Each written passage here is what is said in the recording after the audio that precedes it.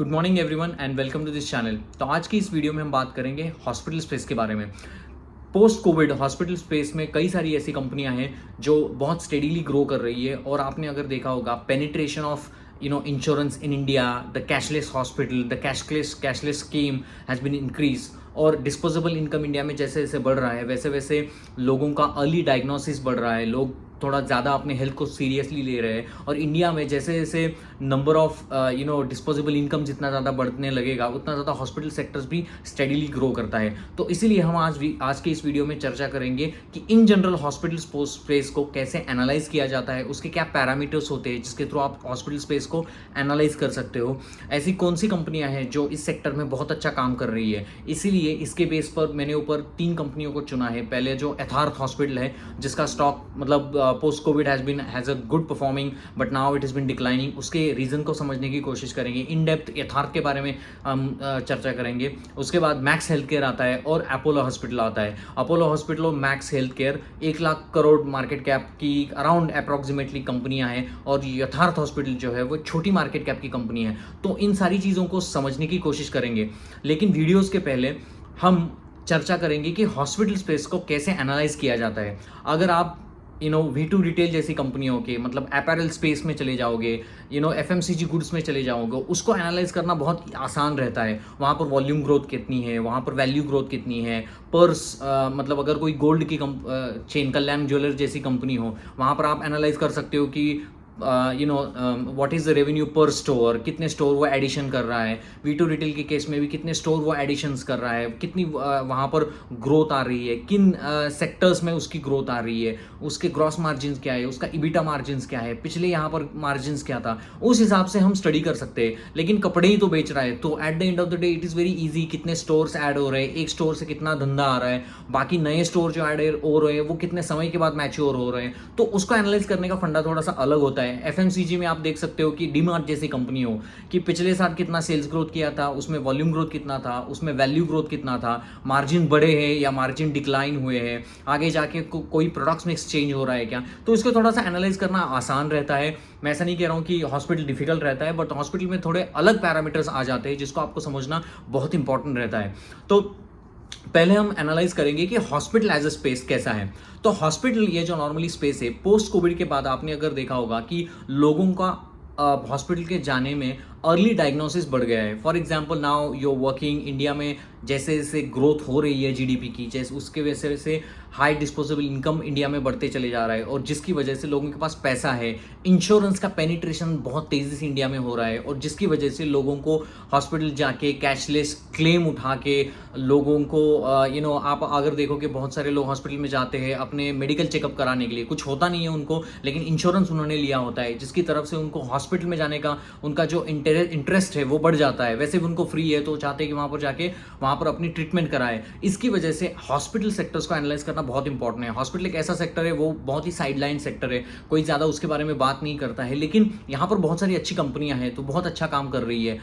हालांकि hospital sectors में एक थोड़ा सा ड्रॉबैक रहता है कि हॉस्पिटल थोड़ा सा high capex intensive led business होते हैं। मतलब आप अगर लैंड लोगे वहाँ पर हॉस्पिटल बिठाओगे, डॉक्टर्स को लेके आओगे, मशीनरीज को लेके आओगे, सर्जरीज इक्विपमेंट स्पेशली बाहर से मंगवाओगे, तो ये थोड़ा सा कैपेक्स रिलेटेड बिजनेस है। इसमें ना पैसा बहुत ज़्यादा छोकना पड़ता है, तभी जाके आपको एक समय के बाद जब हॉस्पिटल मैच्योर हो जाता है तब आपको उसका प्रॉफिट आने लगता है। तो ये थोड़ा सा डिफरेंस रहता है बाकी धंधों में। मान लो कि आपने डीमार्ट का शॉप खोल दिया, वहाँ पर मटेरियल आ गए, लोग लेने लग गए, तो थोड़ी सी डिफरेंट बात होती है। लेकिन हॉस्पिटल में थोड़ा सा टाइम लगता है चीज़ों को ऑपरेशनलाइज होने में और आपको रेवेन्यूज के कॉन्ट्रीब्यूशंस में आने के लिए। इसमें बहुत सारी चीज़ें अपफ्रंट लेनी पड़ती है। फॉर एग्जांपल एक कोई हॉस्पिटल है, वहाँ पर नंबर ऑफ बेड्स जो है वहाँ पर आदमी फुल तरीके से नहीं है, मतलब occupancy rate of the hospital is not fully utilize. May be कोई हॉस्पिटल 50% फुल है तो 50% खाली है, लेकिन 50% में उसकी इलेक्ट्रिसिटी जाएगी, उसकी नर्स उतनी लगेगी, उसको डॉक्टर उतने रखने पड़ेंगे, उसकी मशीनरी उतनी रहेगी। इन सारी चीज़ों की वजह से उसको अपफ्रंट कॉस्ट लेना पड़ता है हॉस्पिटल को। तो इसीलिए सबसे इंपॉर्टेंट पैरामीटर किसी भी हॉस्पिटल के लिए आप देखोगे आगे जाके तो होता है ऑक्यूपेंसी। हॉस्पिटल की ऑक्यूपेंसी कैसी है उसके हिसाब से वो हॉस्पिटल चेन वाली कंपनी कैसे काम कर रही है वो डिफाइन करती है। मतलब अगर हॉस्पिटल 80% फुल है दैट मीन्स मतलब बहुत अच्छी तरीके से फुल है, लोग आ रहे हैं वहाँ पर ट्रीटमेंट ले रहे हैं और उससे कंपनी को मतलब हॉस्पिटल्स के कंपनी को फायदा मिल रहा है। और एक थोड़ा सा इंपॉर्टेंट पैरामीटर्स होता है वो एवरेज रेवेन्यू पर बेड, मतलब वो आरपू ही कहलाएगा कि आरपू मतलब एक बेड से उस हॉस्पिटल को कितना पैसा आ रहा है। अब वो डिपेंड करता है कि उस बेड के ऊपर वो पेशेंट क्या करता है, क्योंकि अगर मान लो कि वो न्यूरो सर्जरी जैसा काम करेगा उसी बेड के ऊपर थोड़ा सुपर स्पेशलिटी कोई ट्रीटमेंट करेगा, अपनी हार्ट के लिए काम करेगा, अपने ऑन्कोलॉजी के लिए कोई काम करेगा, कैंसर रिलेटेड अगर कोई हॉस्पिटल है वहाँ पर कोई काम होगा, तो मतलब सुपर स्पेशलिटी की तरफ अगर कोई हॉस्पिटल है तो उसमें जो रेवेन्यू आता है वो बहुत अच्छा रहता है और उसमें मार्जिन भी अच्छा रहता है। क्योंकि आप देखोगे, आप अगर कैंसर ये बीमारी है और तो अगर आपके पास पैसा है, आप बहुत बड़े पैसे वाले हो, तो अच्छे फैसिलिटी हॉस्पिटल में आप जाओगे और आप अपना चाहोगे कि अर्ली डायग्नोसिस करके उसकी जो ट्रीटमेंट है बहुत पहले शुरू कर दो। और इसीलिए कंपनियों को भी, मतलब जो हॉस्पिटल वाली कंपनियां हैं उनको भी रेवेन्यू निकालना उस सारी चीज़ों से अच्छा रहता है कंपेयर टू ये जो जनरल मेडिसिन वाला खांसी जुकाम वाली चीज़ें हैं, वहाँ से उतना ज़्यादा रेवेन्यू आता नहीं है।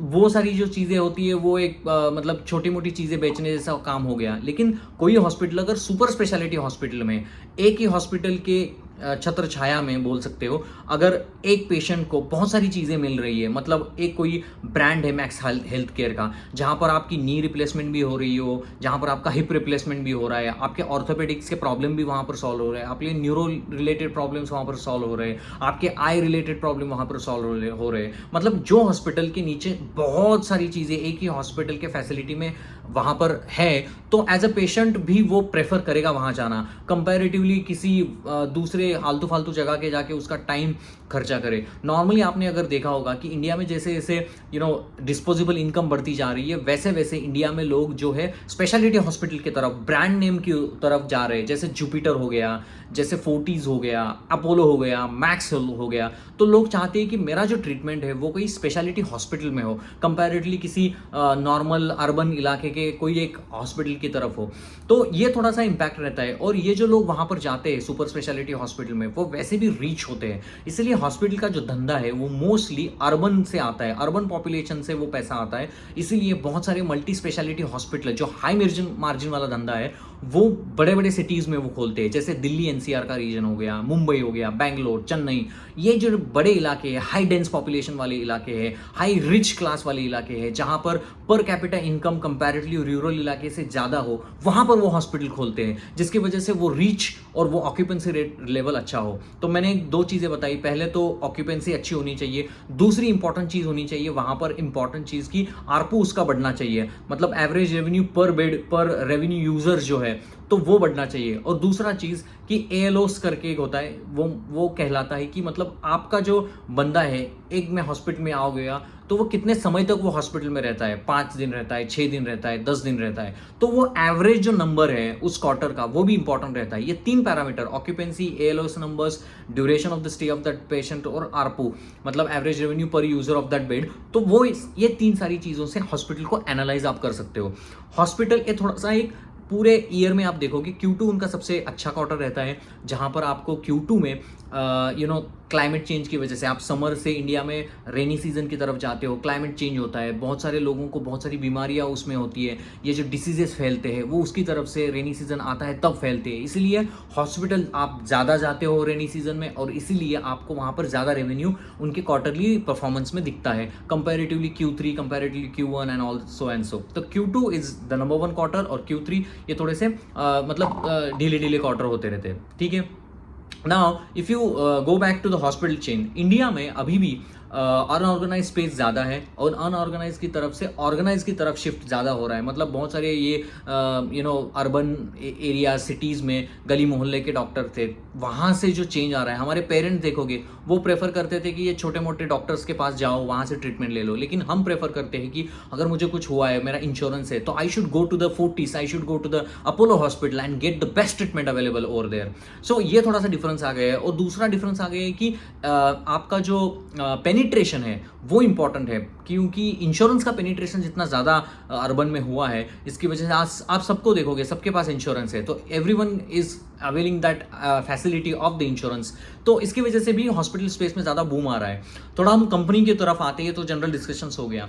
कंपनी की तरफ आप देखोगे तो अपोलो हॉस्पिटल इसमें अच्छी काम करने वाली कंपनियां हैं, मैक्स हेल्थ केयर अच्छी कंपनी है और यथार्थ हॉस्पिटल। तो यथार्थ हॉस्पिटल को थोड़ा एनालाइज डीपली करेंगे क्योंकि यथार्थ जो है फास्टेस्ट ग्रोइंग स्पेस था। मैंने अपने बहुत सारी वीडियोस में बताया है कि कोई कंपनी कोई भी स्पेस में हो, अच्छे तगड़े स्पेस से अगर हाथी का घोड़ा बहुत तेजी से ग्रो कर रहा हो तो वहां पर पैसा चला जाता है, और जहां कम हो रही हो वहां से पैसा निकलता है। पिछले कुछ क्वार्टर से, मतलब पोस्ट कोविड से, यथार्थ हॉस्पिटल इज बिन प्रॉमिसिंग। उनका आईपीओ आया, आईपीओ में उन्होंने कहा कि जो पैसा उनको मिल रहा है वो बेड की कैपेसिटी एक्सपांशन में बढ़ाओ, वो लोग बढ़ाएंगे, नए हॉस्पिटल्स को वो एक्वायर करेंगे। उन्होंने कहा था कि उनका जो डेथ है उसको वो रीपेमेंट करेंगे, तो ये यथार्थ ने किया। यथार्थ के अभी आप देखोगे 7 हॉस्पिटल्स है, इनका बहुत सारा जो रेवेन्यू आता है 70% of the revenue come from the Delhi NCR kind of region, mostly Delhi NCR region, but वहाँ से ग्रेटर नोएडा से उनको 70% रेवेन्यू आता है। उनके 7 हॉस्पिटल्स है यथार्थ के अभी भी।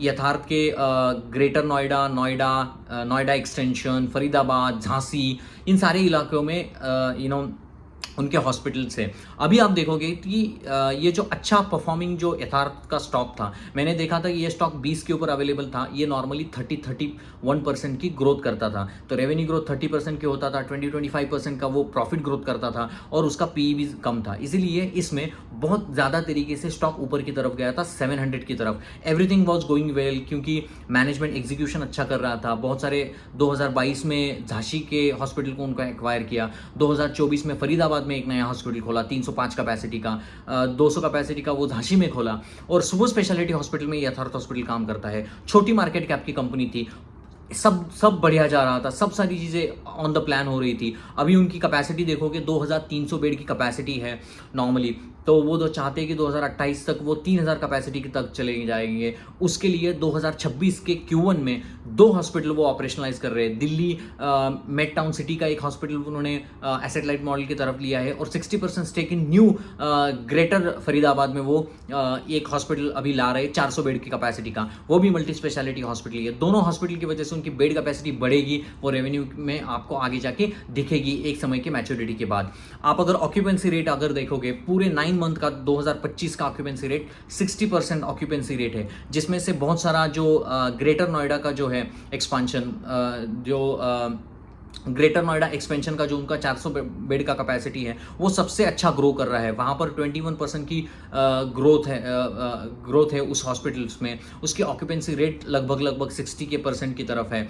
ओवरऑल जो ऑक्यूपेंसी रेट है वो 60 की तरफ है। इनके आरपू में भी ग्रोथ अच्छी थी, तो मतलब सब सारी चीज़ें ओवर द हिस्टोरिकली अच्छी थी। लेकिन Q1 2024 में क्या हुआ कि ये जो 30% से ग्रो करने वाली कंपनी थी, तो Q1 2025 में ये 24% से ग्रोथ कर दी।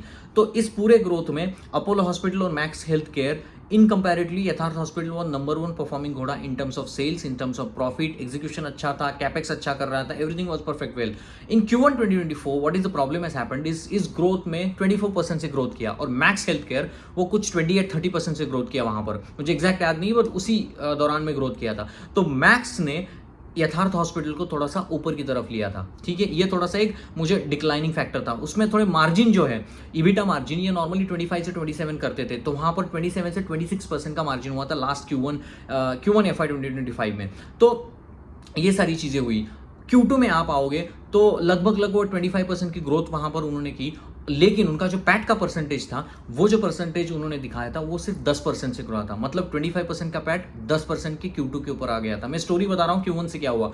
Q1 में सेल्स अच्छा था, everything was well, but it was lacking behind of the max, ठीक है। Q2 में भी मैक्स ने आगे बारी मारी, यथार्थ थोड़ा सा पीछे रह गया। यथार्थ के नंबर आप देखोगे Q3 में उनका पैट बढ़ा है 3% से, उनका रेवेन्यू बढ़ा है 32% से, ठीक है। ये इंपॉर्टेंट है। इबिटा परसेंटेज आप देखोगे 27% नॉर्मली हुआ करता था, वो 25% की तरफ उनका इबिटा परसेंटेज हो गया है। पैट जो है वो 17% हुआ करता था, पैट मार्जिन बोल रहा हूं, वो 13% के ऊपर आ गया है। पैट मार्जिन रिड्यूस हो रहा है, इबिटा मार्जिन रिड्यूस हो रहा है, पैट में थोड़े से प्रॉब्लम्स आ रहे हैं, लेकिन रेवेन्यू अच्छा बढ़ रहा है। अभी पैट के ऊपर आते हैं, तो पैट क्यों कम हो रहा है, इसका इंपॉर्टेंट रीजन है कि वो बहुत सारे एक्विजिशंस कर रहे हैं। वो फरीदाबाद में 400 बेड की कैपेसिटी लगा रहे हैं, वो दिल्ली मेड टाउन में 300 बेड की कैपेसिटी का का एक नया हॉस्पिटल ऑपरेशनलाइज हो रहा है, इसके लिए उनकी बहुत सारी कॉस्ट आ रही है। उन्होंने ईसॉप्स दिए, मतलब आप अगर देखोगे हॉस्पिटल स्पेस में डॉक्टर इंपॉर्टेंट रहते हैं, अगर वो डॉक्टर के एट्रिशन को रोकना है तो डीएनबी जैसे प्रोग्राम उन्होंने चलाए, जिसकी वजह से उनको बहुत सारा पैसा झोंकना पड़ा एम्प्लॉय एक्सपेंसेस में।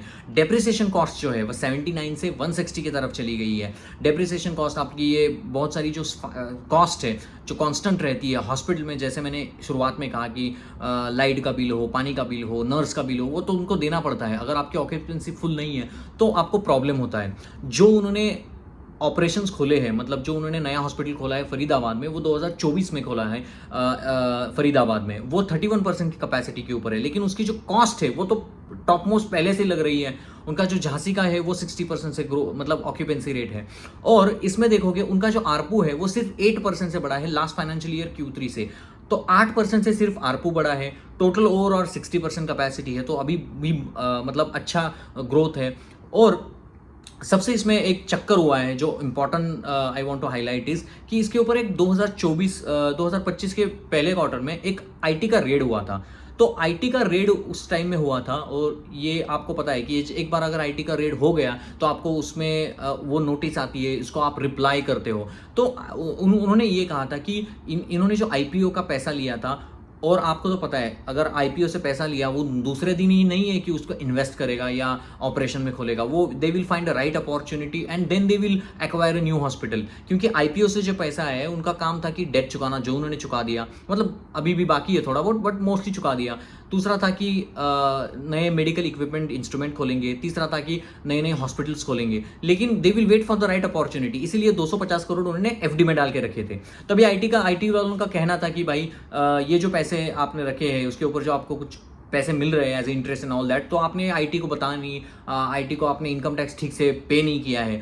तो ये सारी चीज़ें इनकम टैक्स की तरफ से थी। तो इन लोगों ने उसके आंसर दिए कि ये हमारा आईपीओ का पैसा है एंड ऑल दैट थिंग्स, तो उन्होंने क्लैरिफाई किया। उसके बाद आईटी वालों ने, आईटी इनकम टैक्स की बात कर रहा हूँ, उन्होंने क्या किया, उसमें से 60 करोड़ जो है उसको फ्रीज रखा, बाकी तो रिलीज कर दिए। जो बाकी पैसा रिलीज हुआ इसलिए उन्होंने नया हॉस्पिटल चेंज में लगा दिया। अभी दिल्ली में जो हॉस्पिटल 2026 के Q1 में आ रहा है तो वहां पर उन्होंने पैसे झोंक दिए, फरीदाबाद में झोंक दिए, तो ठीक है। लेकिन 60 करोड़ अभी भी आईटी के तरफ से वो फ्रीज है अमाउंट। और अभी भी उनके कॉन में जो उनके त्यागी जो है, उनके बेटे जो है अजित कुमार त्यागी और उनके जो बेटे हैं यथार्थ त्यागी, उन्होंने यही कहा था कि ऐसा कोई इशू चल नहीं रहा है, मतलब हमने सारे पेपर्स जो उन्होंने मांगे थे वो सारे पेपर हमने दे दिए हैं। हमने कहीं भी आईटीज़ में, मतलब इनकम टैक्स में कोई घपला वगैरह नहीं किया है एंड ऑल दैट। बट क्या हो रहा है कि वहाँ पर कोई कमिश्नर था जो पहले इस चीज़ को हैंडल कर रहा था 2024 से, और वो चेंज हो गया। अभी नया कमिश्नर वहाँ पर आ गया। नाउ ही इज़ आस्किंग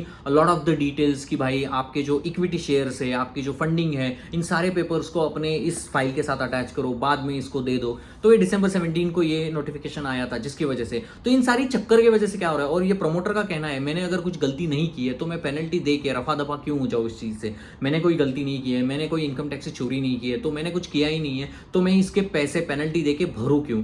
जो इनकम टैक्स चाह रहा है उनसे वो भरे। तो यही चीज़ कोर्ट में चल रही है, बहुत सारी चीज़ें वहाँ पर चल रही है, जिसकी वजह से ऊपर एक स्टॉक में हैंगओवर है। क्योंकि लोगों ने सोचा था कि 1-2 क्वार्टर में आईटी का चक्कर खत्म हो जाएगा, अगर प्रमोटर बोल रहा है कि कुछ नहीं किया है तो हो जाएगा। दूसरी चीज़, उनको बहुत सारे एक्सपांशन में पैसे लग रहे हैं, वो पैसे अपफ्रंट जा रहे हैं, एम्प्लॉइज को पैसे देने हैं। सो इन सारी चीज़ों की वजह से उनको ग्रोथ भी करना है। उनका जो टारगेट है 2028 तक 3000 बेड की कैपेसिटी वो लोग करेंगे, उसके लिए उनको पैसे लगते हैं। लेकिन इन सारी चीज़ों की वजह से पैट में थोड़ी सी धीमी धीमी डिक्लाइन आ रही है, ठीक है। तो ये एक असर हुआ। फाइनेंशियल अच्छे है, पैट की डिक्लाइन मैं समझ सकता हूँ, क्योंकि अभी वो थोड़े एक्सपेंशन प्रोजेक्ट्स में है, like Zomato also, like Zomato ने वो डार्क स्टोर खोल रहा है, इसके लिए पैसे लग रहे हैं, इसलिए पैट हैम्पर हो रहा है। अदरवाइज कोई आके मार्केट शेयर खरीद लेगा, सेम हैपनिंग हियर। बट वो तो चीज़ मैं समझ सकता हूँ, लेकिन ये आईटी की चीज़ की वजह से we are outsider, we are sitting here making the videos, you are also listening to me, we don't know what is the exact scenario, who is right, who is wrong, we don't know, because that is going from the last 1 year and that is making a hangover on this. And on top of this, there is another important thing happened in the Yatharth, which is like उन्होंने QIP किया था 625 करोड़ का। अभी 625 करोड़ का जो QIP उन्होंने किया था उसमें बहुत सारी म्यूचुअल फंड आ गए, उन्होंने पैसे लगाए ग्रोथ को देख के एंड ऑल देख के। बाद में ये आईटी का नया इनकम टैक्स आ गया तो उनको एक नोटिस आ गया, बाद में ये लेटर जोड़ रहे हैं, इक्विटीज को, शेयर को जोड़ना पड़ रहा है। बाद में ये जो QIP में जो पैसे लगाने वाले जो बड़े इन्वेस्टर्स थे, उन्होंने उनके ऊपर एक क्लेम किया कि भाई लोग कि आपने ये आईटी के डिटेल हमें नहीं बताई, जो क्यूआईपी आप लोग कर रहे थे उस केस में आपने हमें नहीं इन डिटेल नहीं बताया, थोड़ा सा ऊपर ऊपर का बताया, हमने इन डिटेल हमें नहीं बताया। इसीलिए ऐसा एक जो सेंटीमेंट बन रहा है, आई एम नॉट 100% श्योर, इसीलिए जिन लोगों ने वहां पर ये जो क्यूआईपी में जो पैसा लगाया था वो लोग फिर से अपने शेयर को डंप कर रहे हैं, बिकॉज दे आर थिंकिंग कि this is not right as thing happen to them. तो इसलिए वो फिर बाद में उस शेयर को बेच रहे हैं। तो मोटा मोटी ये क्यूआईपी के लोगों का कॉन्फिडेंस गिरना, ये इनकम टैक्स की चीज़ों को आगे लेके जाना, पैट को डिक्लाइन होना, मार्जिन को डिक्लाइन होना, ये सारा इम्पैक्ट यथार्थ के ऊपर आ रहा है। भले ही यथार्थ इससे निकल जाए और मे बी आगे जाके we don't know, may be आगे जाके सब सारी चीज़ें समझ जाए and the company start performing, by that time ये दो हॉस्पिटल जो लगा रहे वहाँ का रेवेन्यू इसमें ऐड हो जाएगा, वहाँ के पैसे उनको मिलने लगेंगे and they will do, because I was also the investors. There's no buy sell recommendation. I was, but not I'm not. But because it's like, because it is a more of a hangover kind of things. Now we don't know what was right, what is wrong on this one, and nobody can say that this is right and this is wrong, because we are outsider. We will get the information in the PPT, we can read the con call, we can visit NSE, see there is a new notification, but we are not relatives of that promoter where we know exact what's happening. We don't know what's exact happening. इसीलिए इसकी वजह से stock में थोड़ा सा गिरावट आ रही है, बिकॉज नए बायर्स को स्टॉक में एडिशन होने के लिए कॉन्फिडेंस चाहिए। वो कॉन्फिडेंस आता है ईपीएस ग्रोथ की वजह से। पैट 2-3 क्वार्टर से ढीला पड़ रहा है और इसकी वजह से ईपीएस नहीं मिल रहा है। ईपीएस नहीं मिल रहा है तो शेयर होल्डर्स को नहीं मिल रहा है, और वैसे भी स्टॉक मार्केट में बियर का फेज चल रहा है, तो जिसकी वजह से जो स्टॉक खराब करेगा उसको तो और खराब हो रहा है। मुझे नहीं लगता कि इसकी फेयर वैल्यू थोड़ी सी आगे है। 350 में जो स्टॉक है उसकी फेयर वैल्यू अच्छी है, लेकिन प्रॉब्लम ऐसा हो रहा है कि सेंटीमेंट खराब है, मार्केट के ओवरऑल सेंटीमेंट खराब है, इसलिए स्टॉक को ठोका जाता है नीचे की तरफ। क्योंकि that's the difference I always say in my videos कि बियर मार्केट में क्या होता है कि एक स्टॉक की फेयर वैल्यू होती है 100, लेकिन वो स्टॉक को ठोक के 50 के ऊपर चले जाता है, लोग बहुत पैनिक हो जाते हैं, लेकिन उसकी फेयर वैल्यू 100 होती है। बुल मार्केट में भी यही होता है, स्टॉक की फेयर वैल्यू 100 होती है, लेकिन उसको और चढ़ा के 200 का किया जाता है, लेकिन उसकी स्टॉक नॉमिनल वैल्यू 100 होती है। तो ये आपको समझना पड़ेगा, ये यथार्थ में हो रहा है। दूसरा इंपॉर्टेंट हो रहा है कि इस हॉस्पिटल स्पेस में मैक्स हेल्थ केयर के रिजल्ट्स आप देखो, 35% की रेवेन्यूज की ग्रोथ है, उसके रेवेन्यूज के नंबर्स देखो, इबिटा मार्जिन एक्सपांड हो रहा है। आप अगर उसमें देखोगे पैट की ग्रोथ 15% की है, यथार्थ में 3% की है। यथार्थ का मार्केट कैप है 3000 करोड़ का, 90,000 का मार्केट कैप है मैक्स हेल्थ केयर का, वो 35% से ग्रोथ कर रहा है, और वहां पर जो प्रॉफिट की ग्रोथ आ रही है 15% से आ रही है। 5000 बेड कैपेसिटी का वो एक्सपांशन है। यथार्थ पूरे सिर्फ नॉर्थ इंडिया में है, मैक्स मुंबई में है, दिल्ली एनसीआर रीजन्स में है, और वहां से ही 76% ऑक्यूपेंसी लेवल है उनकी यहां से, तो वो ज्यादा है 60% यथार्थ के, उससे भी ज्यादा है। मार्जिन एक्सपांड हो रहा है, आगे के प्लान अच्छे हैं, और प्रमोटर भी हंगरी है। तो इससे आप देखोगे बड़े मार्केट कैप होने के बावजूद भी वो छोटे मार्केट कैप कंपनी के वजह कंपैरेटिवली बहुत अच्छा और तेजी से ग्रो कर रहा है। वहां पर कोई इनकम टैक्स के प्रॉब्लम्स नहीं है, वहां पर कोई क्यूआईपी के प्रॉब्लम्स नहीं है, जिसकी वजह से पैसा आप देखोगे कि मैक्स हेल्थ केयर का स्टॉक उतना ज्यादा गिरा नहीं है। इसीलिए मैं बोलता हूं कि स्टॉक को एनालाइज करो, समझो वहां पर क्या हो रहा है, then you will understand the full story about it. आप देखोगे अपोलो हॉस्पिटल एक समय के तरफ से अपोलो हॉस्पिटल वो phenomenally growing space, specially after covid. मुझे लगता है स्टॉक 3000 से 6000 हो गया था, तो वहां पर आप देखोगे ग्रोथ कम हो गई है, 13% की ग्रोथ कर रही है वो कंपनी। वहां पर प्रॉफिट ग्रोथ देखोगे कुछ 14% की कर रही है, बीटा मार्जिन 13% का है। मतलब मैं कह नहीं कर रहा हूं कि बुरी कंपनी है, लेकिन वो भी 98,000 मार्केट कैप की कंपनी है, लेकिन मैक्स हेल्थ केयर में बहुत कम ग्रो कर रही है। तो इसीलिए अपोलो हॉस्पिटल में ऊपर से सेलिंग आ गई है। तो that is what happens when you get any quarter. तो स्टॉक वेट नहीं करता है कि भाई तुम उधर जाके ऐसा करेगा वैसा करेगा। स्टॉक बोलता है कि भाई मुझे रिजल्ट लाओ, अगर तुम रिजल्ट लाओगे तो मेरे पोर्टफोलियो में तुम्हें जगह है, अगर तुम रिजल्ट नहीं लाओगे तो मेरे पोर्टफोलियो में तुम्हें कोई जगह नहीं है। तो यही होता है कि जो घोड़ा जो होता है आज आगे बढ़ रहा है, आज मैक्स 1 नंबर पे है, यथार्थ 2 नंबर पे है, अपोलो 3 नंबर पे है। हु नोज, यथार्थ के सारे प्रॉब्लम सॉल्व हो जाएंगे और यथार्थ नंबर 1 से और नंबर 1 चला जाएगा, इसकी ग्रोथ 40% की तरफ चली जाएगी। लेकिन उसके लिए स्टॉक को आपको हर क्वार्टर में एनालाइज करना पड़ेगा, उसके कॉनकॉल्स को पढ़ना पड़ेगा। मुझे लगता है कॉनकॉल में चिल्ला के मिस्टर त्यागी कह रहे थे कि हमारा कोई भी इशू नहीं है, there is all perfect fine, but that's the problem, that's the promoter is saying. as an investor from the outside, we don't know what is right or wrong, and we cannot make a judgment. Yes, it is 100% right what he's saying. So that's इसकी वजह से ऊपर नया buyers, अगर मान लो कि कोई Kotak equity mutual fund को यहाँ पर, मैं ऐसा नाम ले रहा हूँ, no buy and sell recommendation, इसको वहाँ पर कुछ 1 लाख करोड़ के बाय करने हैं शेयर्स, वो कैसे, किस कॉन्फिडेंस के ऊपर करेगा? वो बोलेगा इसका पहला इशू सॉल्व करने दो, बाद में इसमें मैं ऐड हो जाऊंगा. So that happens. QIP हुआ, QIP लोगों ने भी वहाँ से निकलना शुरू कर दिया. मैक्स हेल्थ केयर आप देखोगे, मैक्स हेल्थ केयर, और इंडिया में, मैं हॉस्पिटल सेक्टर्स के ऊपर आऊँगा कि इंडिया में जो दिल्ली NCR और ये जो मुंबई का जो एरिया है वहाँ पर बहुत अभी स्कोप है, क्योंकि unorganise to organise space shift हो रहा है. हाई इनकम रिच लोग वहाँ पर अभी बड़े बड़े मेट्रो सिटीज़ में जा रहे हो, गांव से लोगों को इंजीनियरिंग जॉब्स ये वो करते हुए वहाँ ही सेटल हो रहे हैं, तो जिसकी वजह से बहुत सारा स्कोप अभी भी इस सेक्टर्स में है. पहले क्या होता था, पहले ग्रीनफील्ड प्रोजेक्ट्स होते थे जहाँ पर लैंड होती थी, लैंड के बाद वो हॉस्पिटल वाला खुद अपना पैसा लेके वहाँ पर हॉस्पिटल खर्चा करके पैसा बना के हॉस्पिटल खड़ा करता था, उसको 2 साल के बाद उसका एक पेशेंट आता था, और तीसरे साल में उसकी 180% कैपेसिटी हो जाएगी. तो एक 3 साल के ड्यूरेशन में पैसा जो उसने झोंका हुआ है उसको अपफ्रंट कॉस्ट लेनी पड़ती है, बाद में उसको पैसे मिलते हैं. Now coming back to the brownfield project, जहाँ पर वो लोग क्या कर रहे हैं, बनाया हुआ कोई हॉस्पिटल है, कोई अच्छा चल नहीं रहा, इफिशिएंसी पूरी है, तो उसको ये लोग एक्वायर कर रहे हैं. तो उनको तो इंफ्रास्ट्रक्चर पहले से मिल गया, कॉस्ट कम लग गई, दूसरी वजह से उनको थोड़ा सा रिनोवेट करना पड़ता है, अच्छे डॉक्टर्स वहाँ पर लाने पड़ते हैं, वहाँ पर जो लोकेलिटी जो पहले हॉस्पिटल की है वो अच्छी रहती है. क्योंकि आप अगर देखोगे कि सिटी के अंदर अगर मान लो कि आपको ग्रीनफील्ड प्रोजेक्ट करना है तो बहुत डिफिकल्ट है. आप अगर BKC बांद्रा कुर्ला कॉम्प्लेक्स में जाओगे, मुझे बोलोगे मुझे 1000 कैपेसिटी का हॉस्पिटल खोलना है, बहुत कॉस्ट लगेगी आपको. वो बोलेगा कि सिटी के बाहर चले जाओ, वहाँ पर एक स्पेस है ठाणे की तरफ, वहाँ पर बिठाओ, तो वहाँ प्रॉब्लम हो जाएगा. आपको चीप तो मिलेगा लेकिन वहाँ पर आपको हाई रिच लोग नहीं मिलेंगे जो मल्टी स्पेशलिटी मतलब मिलेंगे. मैं कंपैरेटिवली साउथ बॉम्बे की तरफ की बात कर रहा हूँ, मिलेंगे लेकिन वो परसेंटेज कम रहेगा. तो जो एवरेज रेवेन्यू यूजर्स की बात हो रही है वो कम हो जाता है. इसीलिए अच्छा है अगर बांद्रा कुर्ला कॉम्प्लेक्स में कोई हॉस्पिटल है उसको ही एक्वायर कर ले, उसको थोड़ा रिनोवेट करके अच्छा चलाए, तो वो थोड़ा सा डिफरेंस मेकआउट होता है. तो ये था मेरा video about the hospital base. Hope you like my videos. Please like and share and subscribe. I will do my best to bring different topics in today and tomorrow, because I would like to give the best possible from my end in terms of the knowledge that we can share. And if you have any doubts, then please let me know. I'm happy to help. Thank you very much and have a nice day, guys.